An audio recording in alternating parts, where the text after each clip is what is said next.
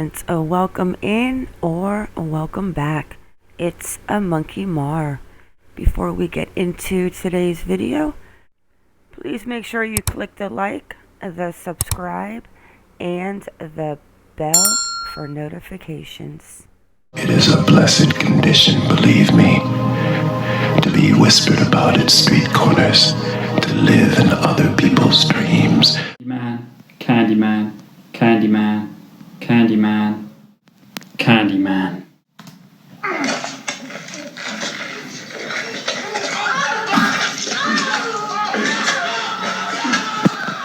Helen, I came for you.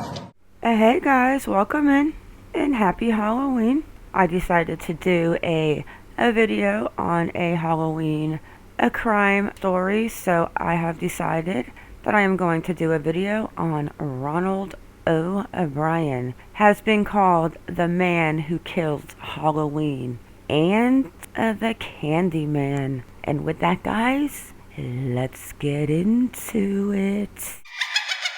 Candyman killer dad served his own son a poisoned treat on Halloween in 1974. Monsters and demons are a common sight on Halloween as children take to the streets for the annual tradition known as trick or treat. But in 1974, a real monster walked among them in a disarming disguise, a dad. Ronald Clark O'Bryan is today remembered as the man who killed Halloween. He earned the nickname, as well as another, Candyman, by murdering his own son, Timothy, 8 years old, with a cyanide-laced treat. What a nice father. Although the holiday stretches back to antiquity, children in costume going door to door and asking for sweets is relatively recent, only about a century old. The tradition was firmly established by the 1950s. Along with trick-or-treating rose another phenomenon: panic about people slipping poison, razor blades, pins, and other instruments of destruction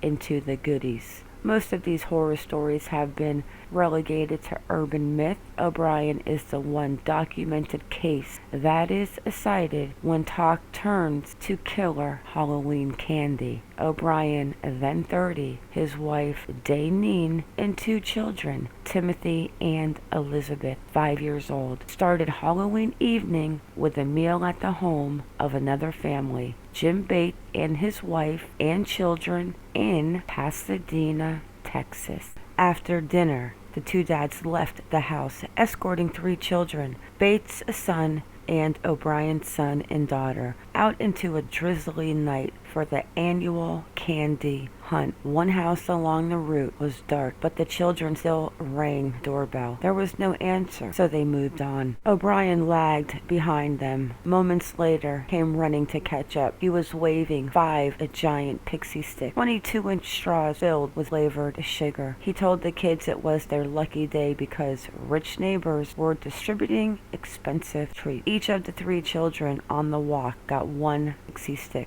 Later, O'Bryan gave the 4th to Bates' other child, a 5-year-old daughter. Final Pixy Stix went to a trick-or-treat visitor who rang the doorbell at the Bates house. Back at their home in Deer Park, Texas, O'Bryan told his children they could each have a treat before bedtime. Timothy chose the Pixy Stix, but he stopped after the first taste, saying it was bitter. Timothy's dad offered him Kool-Aid to wash it down. Moments later, O'Bryan heard the boy crying, "Daddy, Daddy." It seemed like it wasn't long before he was up and complaining his stomach hurt and he didn't feel good. He was bent over and vomiting, and I was holding him when he just went limp. O'Bryan told the Associated Press, "We thought we were so careful. We had even wondered if we should go out trick-or-treating this year. There isn't going to be any more trick-or-treating for us." An autopsy found enough cyanide in the boy's body to kill 3 grown men. Examination of the Pixy Stix showed that someone had opened the tube and replaced some of the candy with poison. Then the tube had been stapled shut.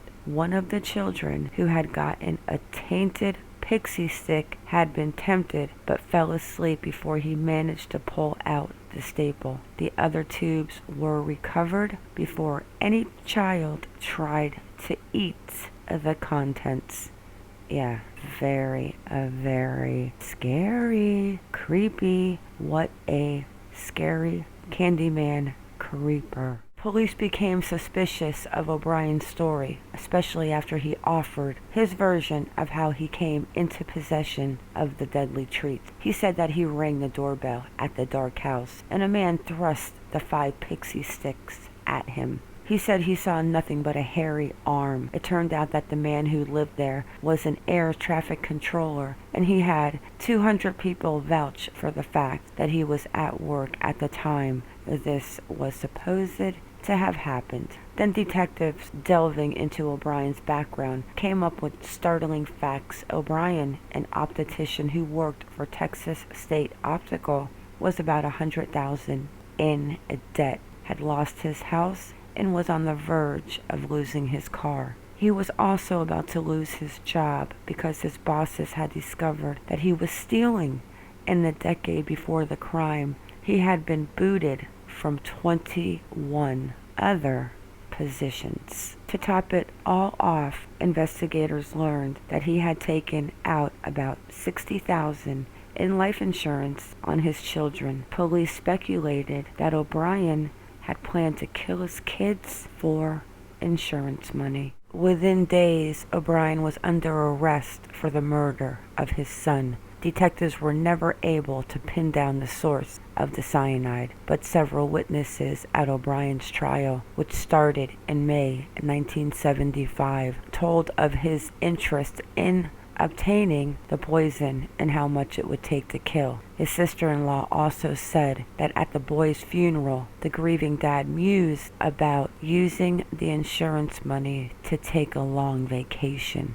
The only inescapable conclusion is that this man killed his own flesh and blood for money. Prosecutor Mike Hinton told the court, "Think how easy it would be for him to kill a stranger for money." The jury took 46 minutes to find O'Brien guilty and worthy of the death penalty. Appeals dragged on for nearly 10 years, and O'Brien maintained he was innocent to the end. On March 31st, 1984, the Candyman had a last supper of steak, french fries, peas, and Boston cream pie before his execution by lethal injection. As the sentence was carried out, demonstrators in Halloween masks stood outside the prison yelling, "Trick or treat."